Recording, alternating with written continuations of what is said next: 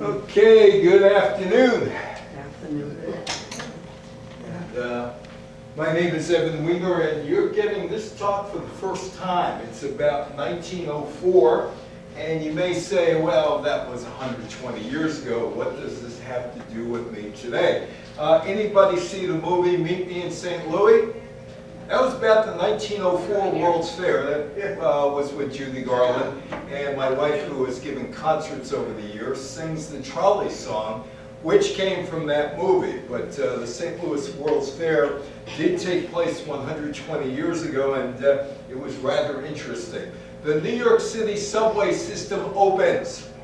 Now, you didn't get that far. You went down from the Battery to about 145th Street, but it did open. And it was not the first subway that was in the United States. Times Square in the New York Times. And the ball drop. Well, the ball drop doesn't happen until a few years later, but the New York Times moves into a building, Times Square, and it used to be, there was an empty building there at that point. In fact, that building today is empty, and they throw a big New Year's Eve party. The United States is closer to opening the Panama Canal. Anybody been to the Panama Canal except for me? Well, let me tell you one thing. You've seen it once, you've seen it 100 times. It's no big deal. Really isn't. Theodore Roosevelt said the Americans are going to protect the Caribbean. And you speak softly and carry a big stick. There was a presidential election in 1904. Theodore Roosevelt won that. The Day Law in Kentucky bans the desegregation of schools in Kentucky. The Day Law. How many of you remember Jackie Robinson playing with the Brooklyn Dodgers? You do, you do, you do. Well, it has been said that Branch Rickey was friends with this guy in 1904, a guy by the name of Charles Follis. And he saw what he went through in 1904, that he was determined, after knowing this guy, Charles Follis, that he was going to bring the first African American into Major League Baseball for the first time since 1884. There was a war between Russia and Japan. Baltimore was leveled in a fire. Toronto was leveled in a fire. A movie theater. You could go to the movies. There was a movie theater in 1904. There was actually a movie theater in 1902. And there was no World Series in 1904. Nope. Any New York Giants fans or went to the Polo Grounds to see the Giants? You did. Well, John McGraw was the manager of the New York Giants and didn't want to play in the World Series in 1904, and there was no World Series. How many of you seen Peter Pan? Peter Pan opens in 1904 in London. Peter Pan. And also, I had to read this in college. The Cherry Orchard appears in 1904. And how many of you, like me, hate shaving?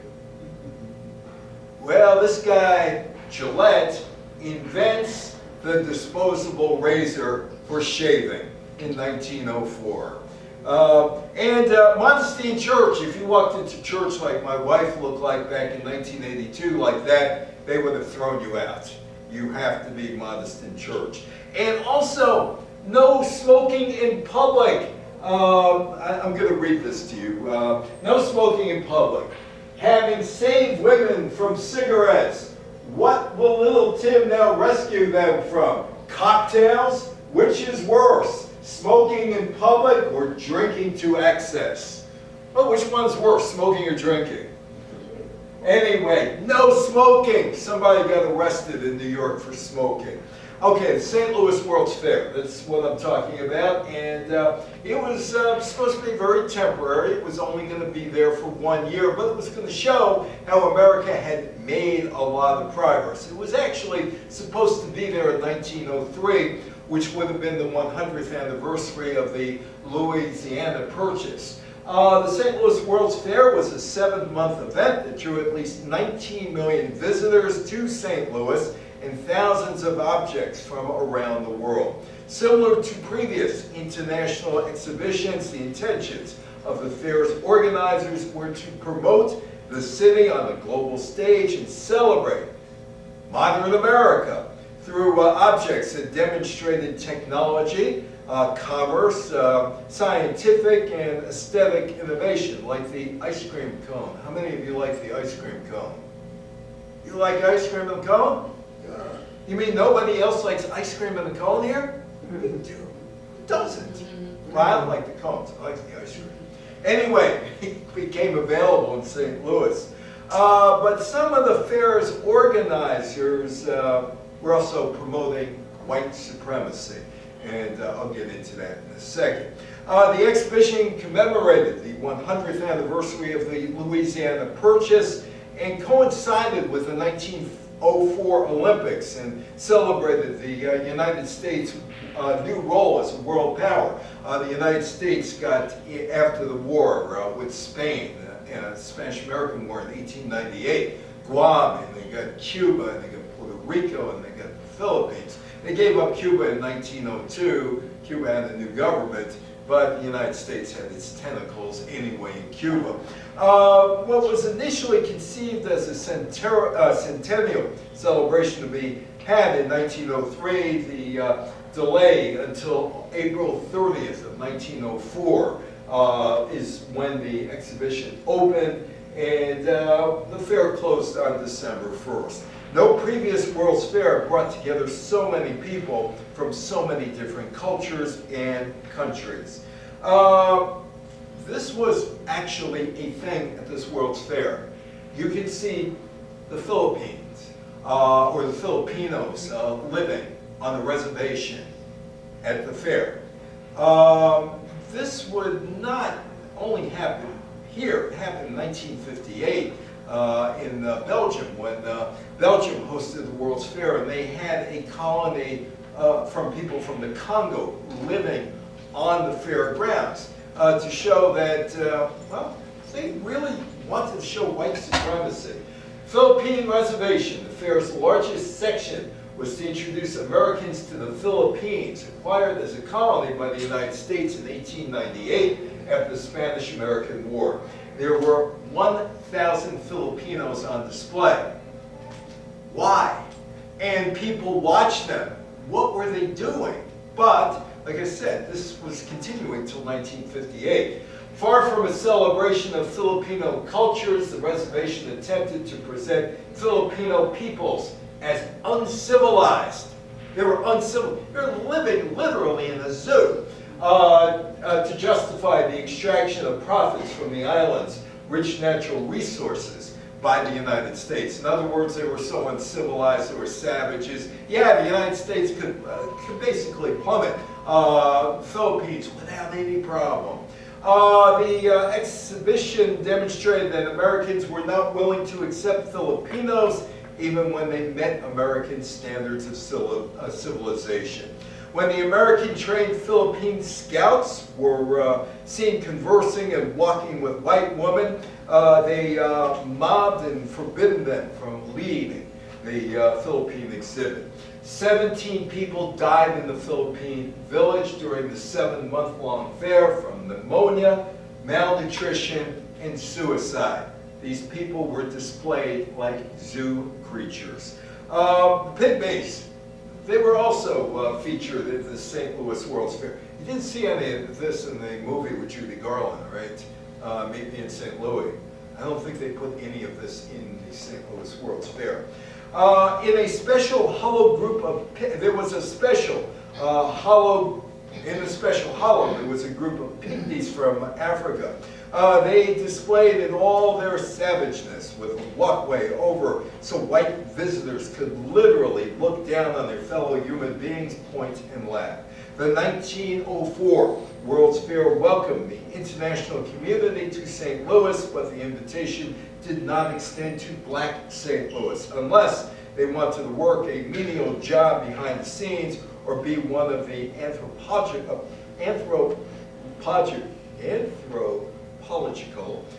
displays to prove the subhuman nature. African Americans could not drink water on the fairgrounds. This is Ada Bengi, and he has a very interesting story. He was one of the men displayed as a pygmy, the American businessman and explorer. Samuel Phillips Vernon traveled to Africa under contract from the Louisiana Purchase Exhibition to bring back an assortment of pygmies to be part of the exhibition. Vernon came across Bengi while en route to a Batwa pygmy village that he previously visited. He purchased Bengi from slave traders, giving them a pound of salt and a bolt of cloth. In exchange, he later claimed he rescued Bengi from cannibals. This guy's on display. This is 1904 America. At a World's Fair, this guy's on display. Also, there were inventions on display. There was an X-ray machine, an electric typewriter, a fax machine, telephone answering machine, household products such as a tabletop stove, coffee maker, bread machine, and dishwasher. There was electricity on display. There were planes and automobiles. This is modern America, or would be modern America, and you came to St. Louis to see all of these things in action. And there was also food. And the ice cream cone, although the ice cream cone probably was not invented at the St. Louis World's Fair. A number of foods are claimed to have been invented at the fair. The most popular claim is that the waffle-style ice cream cone was invented and first sold during the fair. However, it's widely believed that it was not invented at the fair, but instead popularized at the fair. So people bought it. It wasn't an invention there, but hey, can I have that ice cream cone? Yeah. Other claims are more dubious, including the hamburger, hot dog, peanut butter, iced tea, and cotton candy made there. It's more likely, however, that these foods were first introduced to mass audiences and popularized by the fair. Dr. Pepper and puffed wheat cereal were first introduced to a national audience at the fair. Anybody still drink Dr. Pepper? May have drank Dr. Pepper. Or have had puffed wheat. Yeah. Yep, well, you got it in 1904 in St. Louis. Anthropology days. How many of you watch the Olympics? When the Olympics are on? Whether it's the Summer Olympics or the Winter Olympics. Well, they don't talk about this history of the Olympics. This is what actually happened. It's part of the Olympic history.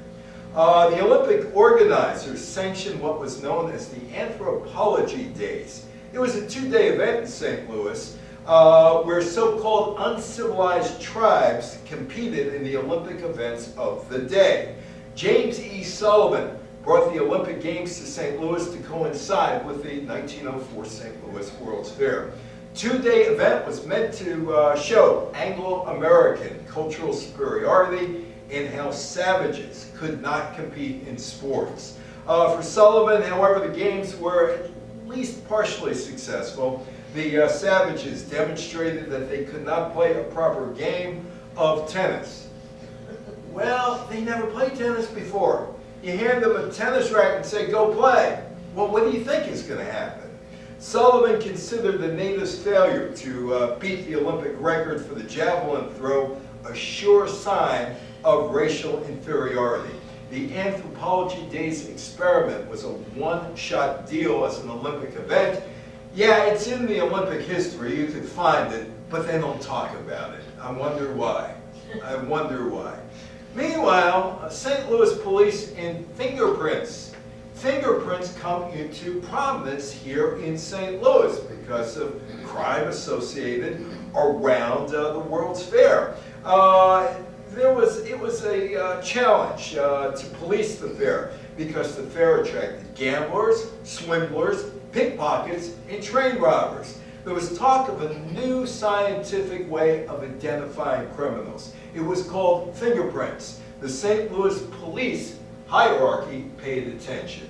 Sir Edward Henry, who established a system that made fingerprint practical for law enforcement. He brought the system to Scotland Yard in 1901, and when the British Crown Jewels traveled to St. Louis, they sent the jewels to St. Louis. How would you have liked to have guarded the Crown Jewels? Going by boat and then going by train to St. Louis. It seemed to be a daunting responsibility, wasn't it? Anyway, one of Scotland Yard's detectives, he trained, John Ferrier, came with a separate agenda to convert Americans to the Henry system. On October 28th, law enforcement in St. Louis became the first police department in the United States to adopt fingerprints as a way of identifying criminals. All because of the World's Fair. Ice cream cones and fingerprints. Meanwhile, how many of you have been on the 4 train? Or the 7 train? Or how many of you taking the 8 train? Okay, that is the New York City Subway Museum, Transit Museum. The IRT and the BMT and all the other separate lines. Well, the 4 train opened in 1904. I was just on the 4 train about a week and a half ago. It's 2:35 in the afternoon of October 27th, and the New York City mayor, George McClellan, takes control of the inaugural run of the city's new rapid transit system. It's called the subway. You know what? I don't know how much they charged at that point. Probably a nickel. It was not the first underground train transportation system. London, England's Tube, I've been on the Tube also, started operating on January 10th, 1863. Now, Boston, the Tremont Station, Boston, I've been there too, built the first subway station and subway in the United States. Didn't go very far in 1897. The New York City subway system soon became the largest system. The first line operated by the Interborough Rapid Transit Company traveled 9.1 miles through 28 stations. It ran from City Hall, Brooklyn Bridge area in Lower Manhattan, to Grand Central Terminal in Midtown, and headed west along 42nd Street, which is now that shuttle, to Times Square, except it wasn't called Times Square at the time. But it would be called Times Square very quickly. And then started zipping north all the way to 145th Street and Broadway. Mayor McClellan had a great time running this train. They couldn't get him off the train. He decided to engineer the train the whole way, and he was on the controls all the way from City Hall to 103rd Street. I wonder if they had, in those days, height restriction. My cousin's Jerry Stiller. Remember Jerry Stiller, Stiller and Mirror? Ben Stiller? Nobody remembers Jerry Stiller? You must have remembered. They were on Ed Sullivan 36 times. Anyway, Jerry's father, my great-great-uncle Bill, couldn't be a train conductor. He was too short, so he had to settle to being on the trolley on Delancey Street. At 7 o'clock that evening, the subway opened to the general public. More than 100,000 people paid a nickel, $1.77 today. It's about $2.80 today. Each way to take their first ride under Manhattan. But this is not the first Manhattan subway. There were other attempts to have a subway in Manhattan. The city's first subway opened back in 1870. It was a short underground tunnel under Broadway that stretched 312 feet from Warren Street to Murray Street near City Hall. Constructed by the inventor Alfred L.V. Beach, the editor of Scientific America, the subway was driven by pneumatic power. An 8-foot-long car that could carry 18 passengers was blown through the tunnel by a 100-horsepower fan. The blower was reversed to create a partial vacuum and suck the car back through the tunnel. Although Beach received a charter to extend the line from the Battery to Columbus Circle, the Panic of 1873, one of the depressions, a lot of depressions, 1873, 1893, there was another panic in 1907, and then, of course, the big one, 1929. Innovations in electric traction motors left the pneumatic subway is a short-lived demonstration project. The construction of the first New York City subway officially started with a groundbreaking ceremony with Mayor Robert Van Wyck. How many of you driven on the Van Wyck? Nobody's ever driven on the Van Wyck? No. Did you ever go more than 6 miles an hour on the Van Wyck? No. Nobody ever goes more than 6 miles an hour on the Van Wyck. Even at 3 o'clock in the morning, there's always traffic there.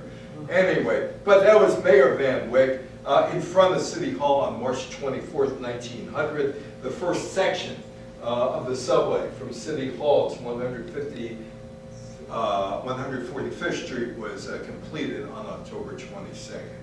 Well, what was the reception? Well, local newspapers proclaimed it as the finest subway in the world, and it included artistic and architectural features. But the subway had its own newspaper critics as well. Within the first month, it was criticized for health concerns, like bacilli, bacteria, the lack of clean air in the subway system. I guess that hasn't changed all that much. One newspaper claimed it was gutter air at best. Actually, come to think of it, probably is. Times Square. How many of you been down to Times Square? Crossroads of America. How many of you watched the ball drop? If they're in person? Oh yeah? Did you freeze? Did you freeze watching it? Yes. Yeah. Yeah. Did you freeze watching it? Yeah. And you know what amazes me is that by 10 after 12, everybody's gone. How could they leave so fast? They're all gone. I mean, you can go down there at 12:30 and look around and just see the garbage. That's it. Everybody goes, it's out of there. Anyway, the New York Times newspaper's owner, the son of the German Jewish immigrants, Adolf Ochs, had successfully lobbied the city to rename Longacre Square, the district surrounding his paper's new home, in honor of his publication. It becomes Times Square. Ochs was locked into a life and death battle to survive during the period of yellow journalism. He decided to lower the price of his paper and become Joe Friday. Just the facts, man, just the facts. Although, to be honest with you, there's a whole lot of editorial in there which does not remind you of Joe Friday. The Times Tower was built on a tiny triangle of land, the intersection of 7th Avenue and Broadway and 42nd Street. It became Manhattan's second tallest building at the time. On April 8th, the city renamed the property. It becomes Times Square. And there's what it looked like in 1904. It looks a little different today. What do you say? Think so? Anyway, Happy New Year! Happy New Year early to you. We still have, what's today? Today is the 24th. So we still have 37 days to go until the ball drops. Happy New Year, 1904, 1905. The building was the focus of an unprecedented New Year's Eve celebration to promote the paper. And Oaks spared no expense to ensure a big-time party. An all-day street festival culminated in a fireworks display set off from the base of the tower. So as early as 1905, there was the December 31st, 1904, going into January 1st, 1905, there was a celebration in Times Square. Happy New Year, this is the building back then in 1904 and 1905. On New Year's Eve, Oaks set off fireworks from the top of the building. A crowd of 200,000 people. 200,000 people are there December 31st or January 1st, crammed into Times Square to watch. It was the beginning of a New York tradition involving the Times building and New Year's Eve. What Oaks wanted to do was create a splash for his newspaper. Why? He needed to sell newspapers. Well, the U.S. gets control of the Panama Canal. Now, this canal had been a dream going back until back at that point, probably 35 years or so. The Russian settlers to California and Oregon in the mid-19th century was the initial impetus of the United States' desire to build an artificial waterway over Central America, or across Central America. In 1855, the United States completed a railroad across the Isthmus of Panama, which was then part of Colombia. There was some maneuvering that Roosevelt did that all of a sudden Colombia didn't own this land anymore, prompting various parties to propose a canal building plans. Ultimately, Colombia awarded the rights to build the canal to Ferdinand de Lesseps, the French engineer, who had completed the Suez Canal. Construction on a sea-level canal began in 1881, but inadequate planning, disease among the workers, and financial problems drove Lesseps' company into bankruptcy in 1889. 3 years later, Philip Jean Benoît, a former chief engineer of the canal and a French citizen, acquired the assets of the defunct French company. Like I said, I've been through this canal a number of times because I spoke at cruise ships, and I've been through it once. That's all you need to do. Go through it once. That's about it. Anyway, but the U.S. gets control of the Panama Canal Zone. By the turn of the century, around 1900, sole possession of the Isthmus Canal became imperative to the United States because they are all of a sudden an overseas empire. They got Guam, they got the Philippines, they have Hawaii in a separate action. The United States annexes Hawaii. And they got Puerto Rico, they got Cuba, and so they have to get supplies as far away as Guam, Hawaii, over to, say, Puerto Rico or Cuba. And they are looking to move warships around. They don't want to go around the bottom of South America. And, of course, commerce. So they have to build this canal, so they thought. In 1902, the U.S. Congress authorized the purchase of the French Canal Company, pending a treaty with Colombia, and allocated funding for the canal's construction.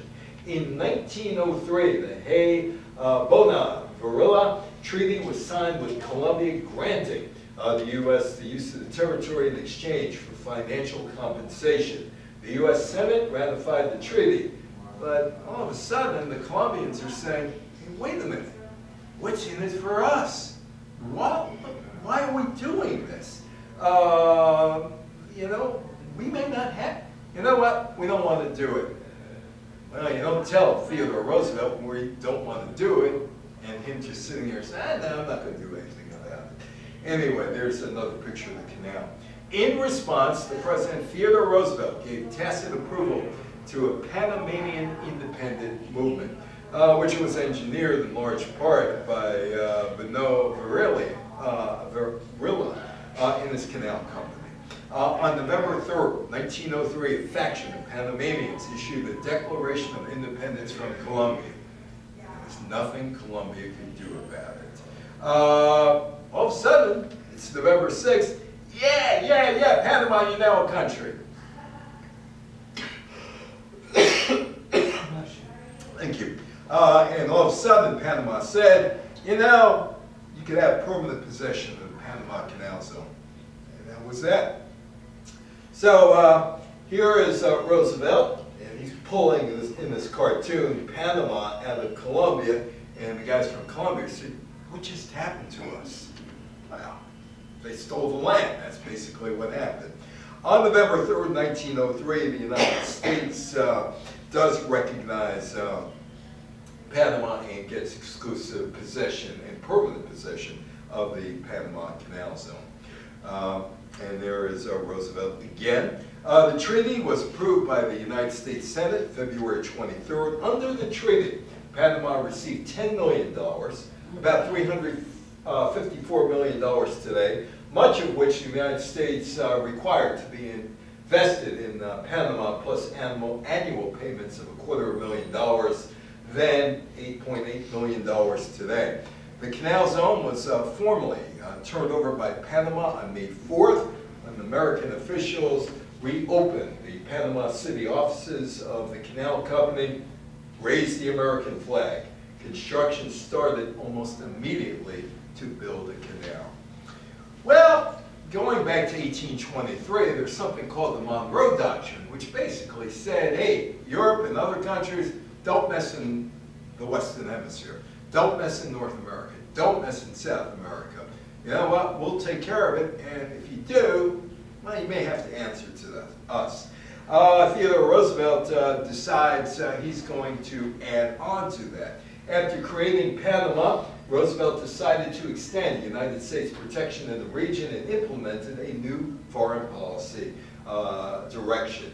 He declared in December that the United States had the right and responsibility to militarily intervene in other nations of the Western Hemisphere in order to correct chronic wrongdoing.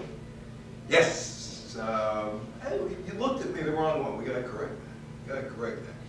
It was called the Roosevelt Corollary, and it stated that the United States would intervene as a last resort to ensure that other nations in the Western Hemisphere fulfill their obligations to international creditors and did not violate the rights of the United States or invite foreign aggression to the detriment of the entire body of the American nations. Part of that was back in 1902. European countries went to Venezuela and said, give us your money. You owe us money. So Roosevelt answered. There was an election in 1904, and it was between these guys, Theodore Roosevelt and Alton B. Parker, a Democrat. Roosevelt won rather easily. His dynamic personality and his vigorous pursuit of a raft of policy goals, such as an expansion of the national park system, strengthening American influence abroad during his initial years in office, already seemed to ensure him a broad base of support. Parker was a New York State appellate's court judge with moderate views. He was the leading candidate. The campaign was uneventful, and Roosevelt just had the advantage from the start. Although Parker attracted attention when he pointedly made it known in the absence of the Democratic platform position on the issue that he had supported the gold standard, his candidate, being a candidate, generated very, very, very little excitement from the public. There's a campaign pin from those days. The election was held on November 8th, in which the incumbent Roosevelt easily defeated Parker. Roosevelt's win marked the first time that a president not originally elected to office succeeded in retaining the presidency. On election day, Roosevelt got 336 electoral votes. Parker won 40. He got 56% of the vote. Parker 37.6, and the socialist candidate Eugene V. Debs got around 400,000 votes. Okay, the United States does not really know how to approach its history because of things like this. And a lot of people just basically want to skip this part of American history. This is a guy by the name of Carl Day. He's a Kentucky lawmaker, and he's a racist. After visiting Berea College in November of 1903, an historically integrated co-educational institute, Madison County, Kentucky, Representative Carl Day of Brickcliffe County was shocked to see black and white students interacting as equals. Day claimed he witnessed an interracial embrace between two female students. Upon his return to Frankfort, the capital of Kentucky, he introduced legislation to end the equality. On January 12th, Day introduced a bill called an act to prohibit white and colored persons from attending the same school. It passed in the House, the Kentucky House, 73-5, in the Senate, 28-5. In March, the governor, J.C.W. Beckham, signed the legislation. The Day law went into effect in July. But he did not see his legislation become law because he died on April 12th at the age of 29 from pneumonia. Back in 1896, there was a Supreme Court decision called Plessy v. Ferguson, and this is where Day apparently got his idea to separate the races. Separate but equal was the concept behind the Day law. Separate but equal was a legal doctrine that allowed for racial segregation. The phrase came from the 1890 Separate Car Act, which required railroads in Louisiana to provide separate cars for black and white passengers. The doctrine was established in 1896 by the Supreme Court case Plessy v. Ferguson, which ruled that racially separate facilities were constitutional if they were equal. This is the plaque there from Berea College. A school cannot operate separate black branches within 25 miles of each other under the law.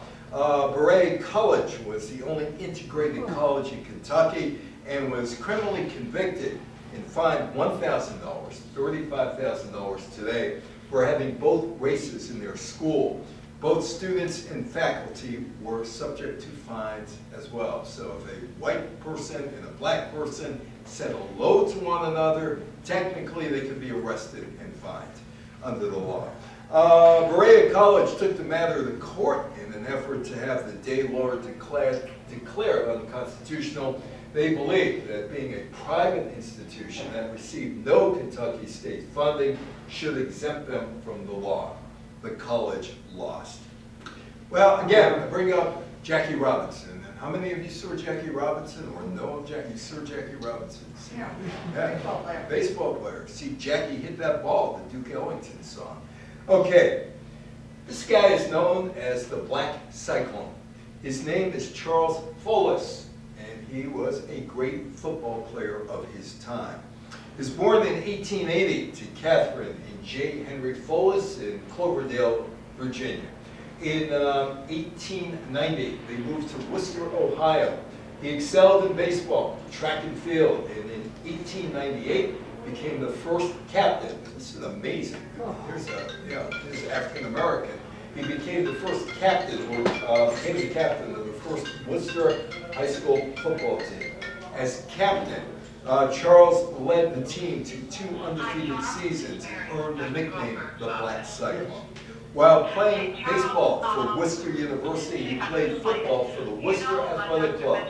There, Folis faced the tough Shelby Athletic Club, later the Shelby Blues, and the owner, Frank Schiffer, offered Charles a job and a place to live in Shelby, Ohio. Folis is paid about $10, $3,550 today per game as the star player of the Shelby Blues, a recognized professional team of the time, making the first African-American professional football player. That's what he was. It was a time of harsh racial prejudice in the United States. During his stay in Shelby, Charles' ability and character impressed somebody who was his baseball teammate by the name of Branch Rickey. Branch Rickey, of course, signed Jackie Robinson to his first contract with the Brooklyn Dodgers.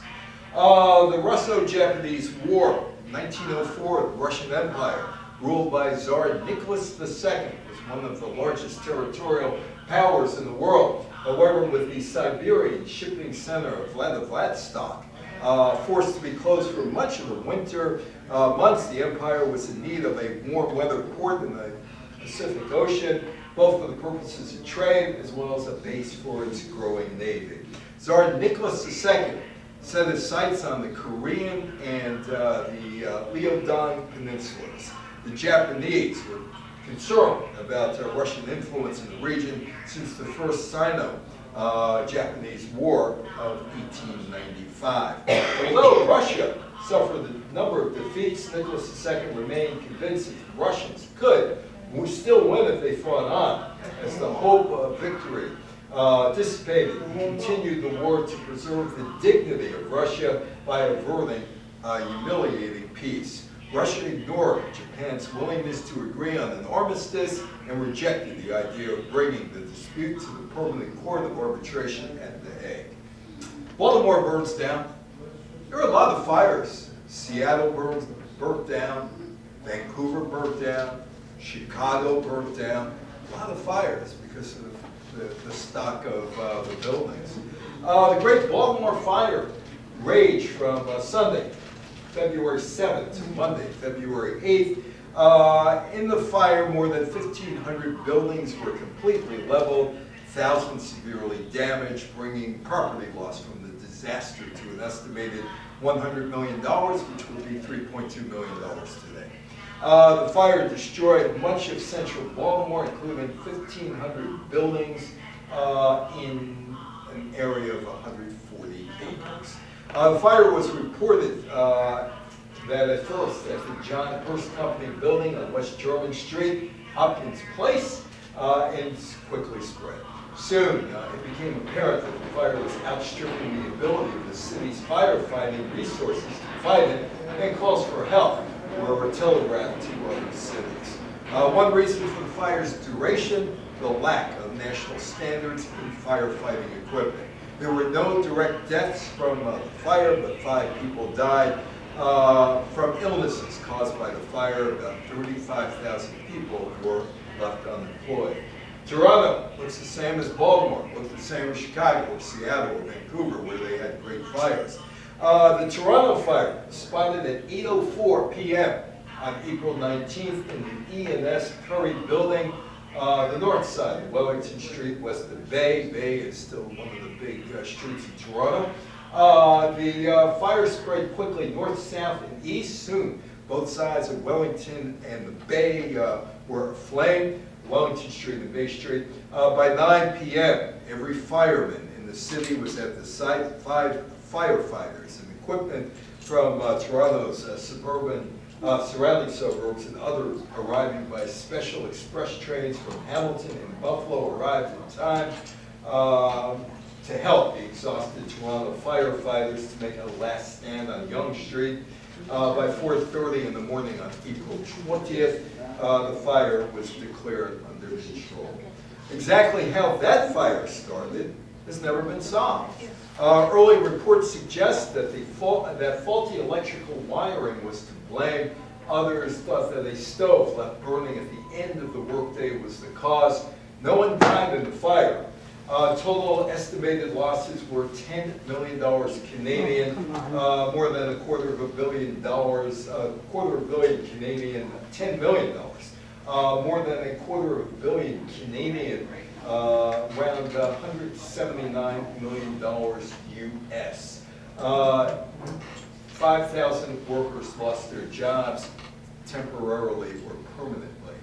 Wilbur Wright, coming up to the 121st anniversary of the Wright brothers at Kitty Hawk, Wilbur Wright takes his first flight.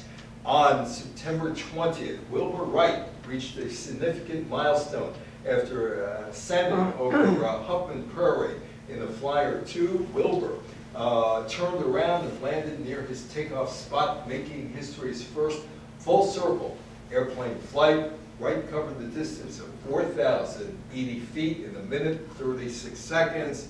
That's less than a mile. Okay. Well, how many of you went to the Lowe's theaters? They used to call them Lowe's, right? Lowe's? Yeah, and Adolf Zucker. Well, you are beginning to see the beginning of the motion picture industry in 1904. The Automatic Vaudeville Company was an American entertainment business founded in 1903 by Adolf Zucker, David Warfeld, and Marcus Lowe, which owned a chain of penny arcades. The Automatic Vaudeville Company operated its first store in Union Square in Manhattan. It was very successful, earning $20,000, which is about $717,000 today, and its first year, and expanded to other outlets, including Cincinnati, Ohio.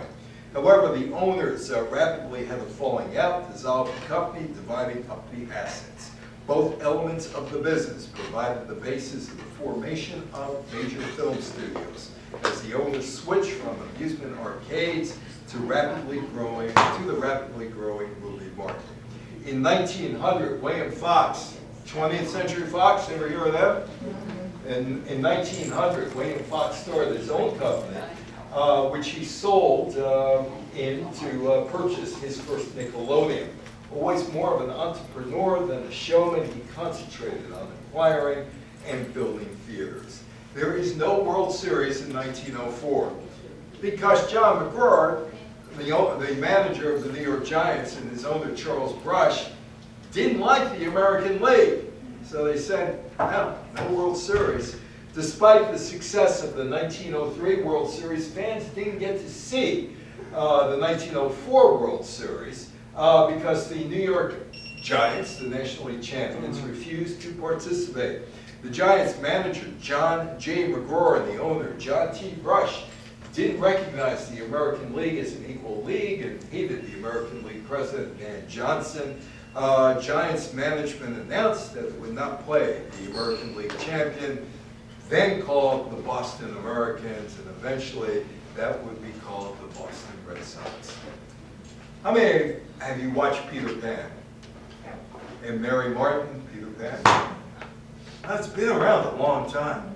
It's been around 120 years. It's been around a long time. Peter Pan, which was a play by the Scottish playwright J.M. Barrie, opened in London on December 27th. The play's title character is a boy who does not grow up. He lives on the island of Neverland, where he is the leader of a group of older boys known as the Lost Boys. He is able to fly and has many adventures. Anybody ever see The Cherry Orchard? I had to write a paper on that in college, The Cherry Orchard. It was in 1977. I had to write a paper on it. Had to see it on Broadway, too. I also had mononucleosis at the time. I was recovered, but I had to struggle to go down to Manhattan because I felt rotten. Anyway, Anton Chekhov, The Cherry Orchard was the last play by the Russian playwright Anton Chekhov, written in 1903. First published and came out as a separate edition later that year in St. Petersburg, Russia.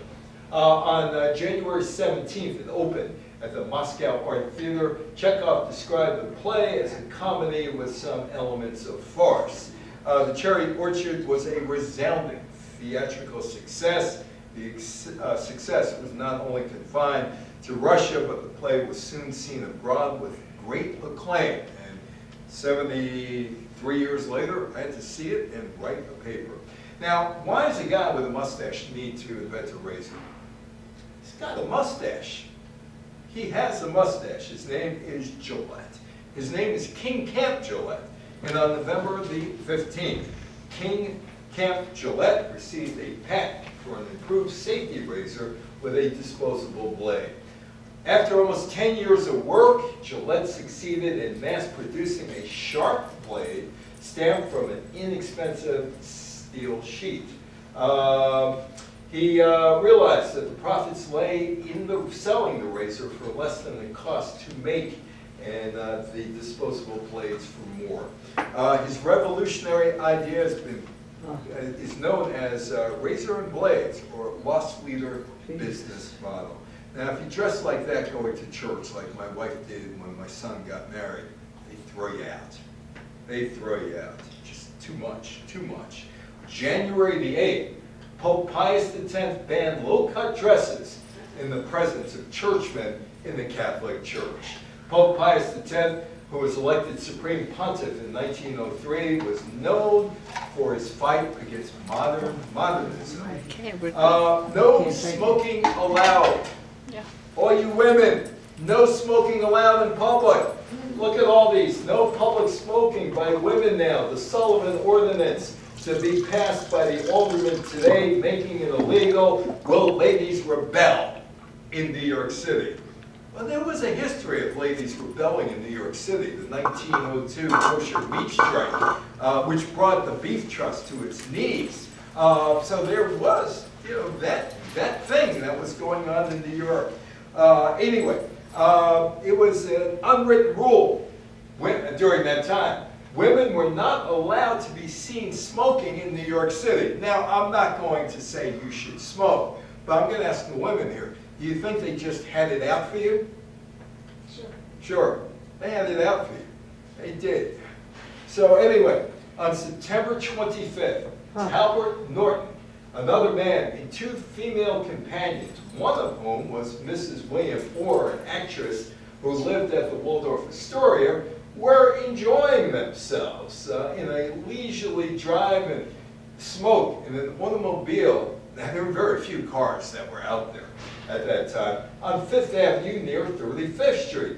As a matter of fact, they were enjoying themselves so much that they paid no heed to the demand of a bicycle policeman named Rensselaer that Mrs. Orr stop smoking her cigarette.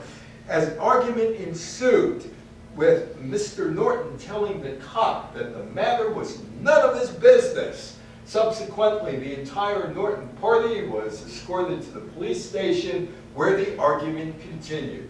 They were eventually fined $2, $71 today, in the Jefferson Market Court for abusing the policeman, whose conduct in making the big arrest was praised by William Gibbs McAdoo, the police commissioner.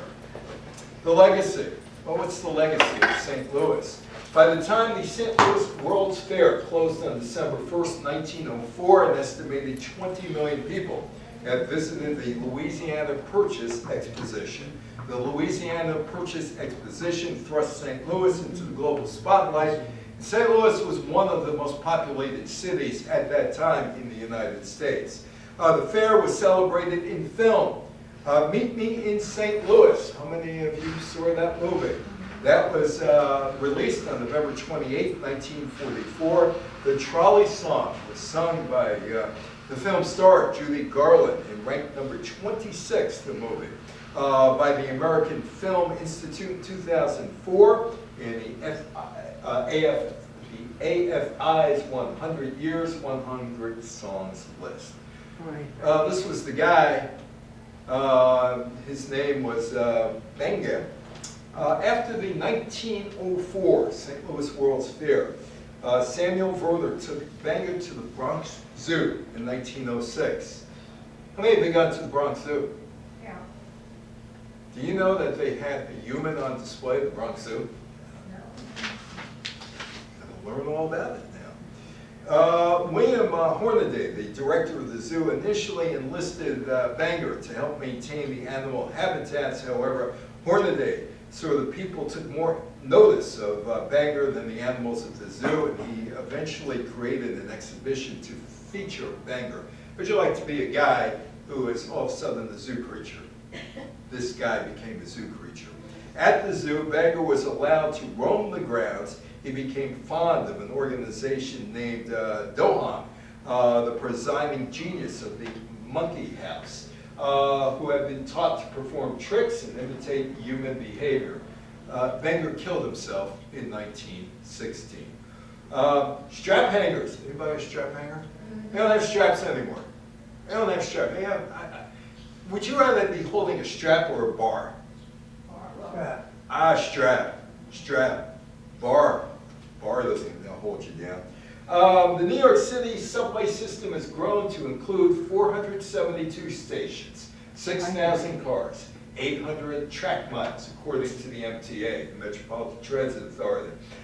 These rails have been pieced together. These rails, if you piece them together, which stretch from New York to Chicago, it is the busiest subway system in America. The New York City subway has been celebrated in books, in song. Take the A train, Duke Ellington. It's one of those songs. Another one, New York, New York, the Bronx is up, the Battery is down. Movies such as On the Town, on TV, in cartoons like Daffy Doodles. Loved or hated, it is ingrained in the life of New Yorkers. I love it at 10 to 5 in the morning. At 10 to 5 in the afternoon, maybe not. That's Times Square, of course, today. In 1907, New York's, in Times Square, the New Year's Eve ball made its maiden descent from the flagpole atop of One Times Square. Between 1939 and 1972, NBC's Ben Grauer covered the ball drop 34 times live on radio and TV from Times Square. ABC, CNN, and other American TV networks covered the ball drop, and it is seen by an international audience. Panama, the canal. I was there during the 100th anniversary. On August 15, 1914, the SS Anchorn completed the first transit of the Panama Canal. The canal was open to traffic. treaty was signed on September 15, 1977, that would eventually turn over control of the canal to Panama. On December 31st, 1999, the U.S. gave control to Panama. Expansion work on the Panama Canal began in September 2007. In June 2016, I haven't been there since then, the Panama Canal expansion was completed. Go home, Yankee. Yankee, go home. The Roosevelt corollary policy opened the door for the United States intervention throughout Latin America, which included countries such as Cuba, Nicaragua, Mexico, Panama, and the so-called Banana Republic countries, including Guatemala. There is Roosevelt and Taft. Roosevelt did not run for re-election in 1908, picked William Howard Taft to succeed him. Taft won the presidency in 1908. Taft and Roosevelt had been friends since the 1890s. They had a falling out. Taft's conservatism angered Roosevelt, so he challenged Taft for the 1912 Republican presidential nomination. Taft won. Roosevelt said, "I'm out of here." He started the third party, the Bull Moose Party, the Progressive Party. Woodrow Wilson won the 1912 presidential election. The Kentucky, oh, by the way, that is a picture of the college. Berea. The Kentucky Court of Appeals ruled against Berea College in the college's case against the Day Law. The Court of Appeals said that since Berea College operated in the state of Kentucky, they were subject to Kentucky laws. The Court of Appeals also said that the Day Law was not discriminatory because whites could not attend black schools either. In 1908, the case made it to the United States Supreme Court. The court upheld the law. The Day Law remained in effect until it was amended by the Kentucky State Legislature in 1950. 1954, Brown versus the Board of Education, a Topeka, Kansas decision, would proclaim separate but equal educational facilities unconstitutional 4 years later. That is Jackie Robinson. That is Branch Rickey. And that is 1945. Charles Fullis finished his pro sports career as a standout catcher and slugger for the Cuban Giants Negro League team from Trenton, New Jersey, and passed in 1910 after contracting pneumonia at the age of 30. Pneumonia was really bad then. Branch Rickey and Charles Fullis were teammates in football, competitors in baseball, and their connection is thought to have influenced Rickey's decision to sign Jackie Robinson to a Brooklyn Dodgers contract. Rickey was impressed by Fullis' poise and class under pressure and believed that Fullis' character was more important than his race. The U.S. Supreme Court, in 1905, the Japanese asked the U.S. President Roosevelt to negotiate a peace agreement in the Russian-Japanese War, and representatives of the two nations met in Portsmouth, New Hampshire. Roosevelt got the two sides together, and the Russians and Japanese ended the war and agreed to a treaty. Just how much pressure Roosevelt exerted on the two sides is unknown, but Roosevelt was awarded the 1906 Nobel Peace Prize on December 10th of that year for his role in bringing an end to the bloody war recently waged between the two world's great powers, Japan and Russia. By the way, Japan and Russia still have problems to this day. In 1905, like I said, the Japanese asked Roosevelt to help. Japanese relations with Russia improved in the wake of the treaty. The United States and Japan relationship worsened. On December 7, 1941, the Japanese bombed Pearl Harbor and America entered World War II. The Americans and Russians were allies. The Soviet Union and Japan have never signed a peace treaty from World War II. After Russia invaded Ukraine in February 2022, Russia decided to do something about the Kuril Islands dispute, also known as the Northern Territories dispute in Japan. Japan has claimed the Soviet Union. Now Russia illegally seized the 4 islands after it surrendered to Americans on September 2nd, 1945. In March 2022, Russian military started a military exercise involving more than 3,000 troops on a chain of islands. Neither side has signed the peace treaty. That's me in front of the Baltimore Sun. I was writing for the Baltimore Sun about 25 years ago. As a result of the fire, Baltimore adopted the city building code. After 17 nights of hearings and multiple city council reviews, the city's downtown Burke district was rebuilt using more fireproof materials such as granite pavers. The fire is considered the worst blaze in American history, only surpassed by the Chicago fire of 1871 and also the fire in San Francisco after the earthquake in 1906. Toronto.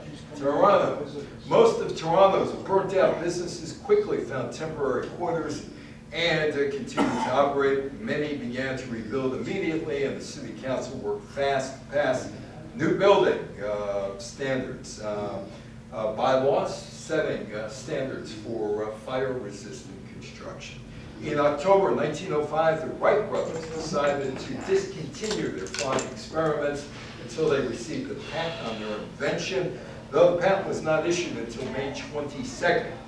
1906, the Wrights offered their invention to the U.S. government twice in 1905. Offers were rejected. Why? Few people believe the Wright brothers flew.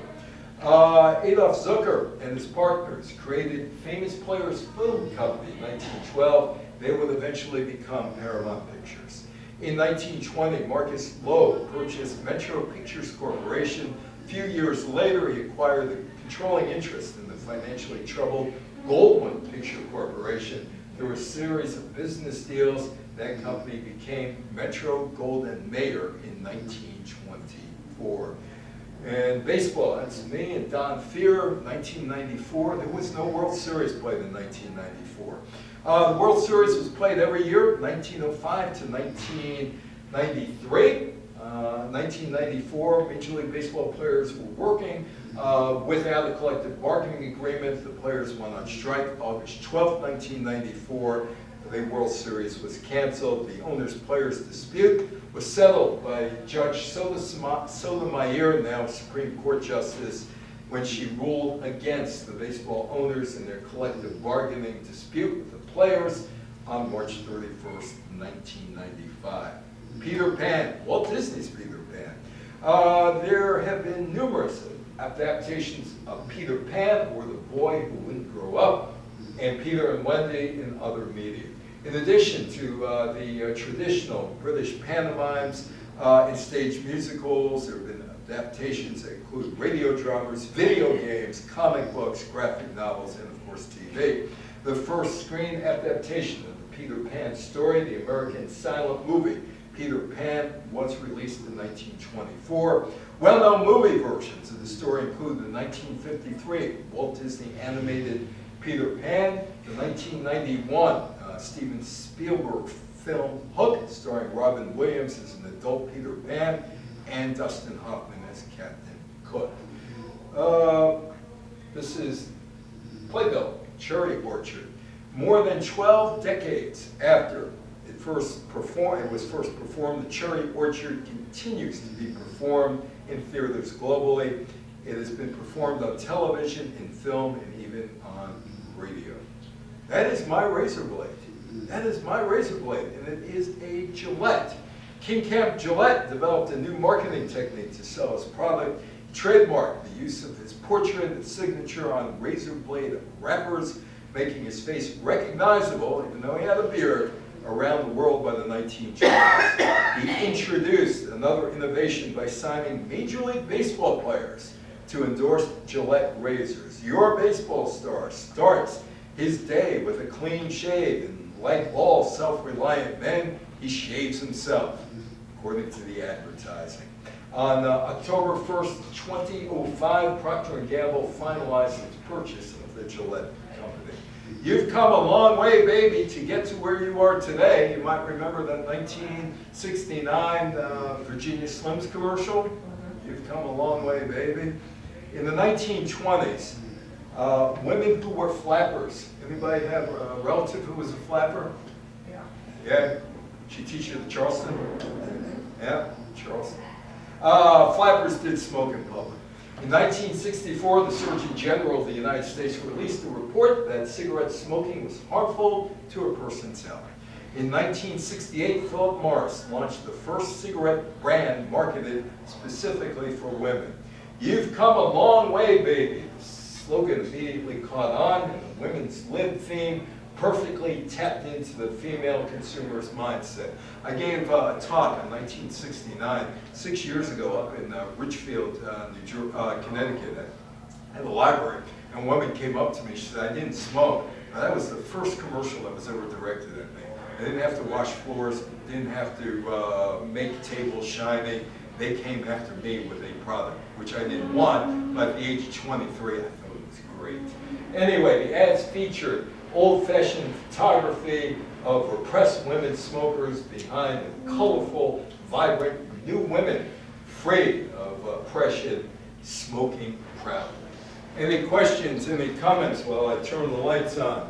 It is, yeah, go ahead. Go ahead, I can hear you. Did the elevated lines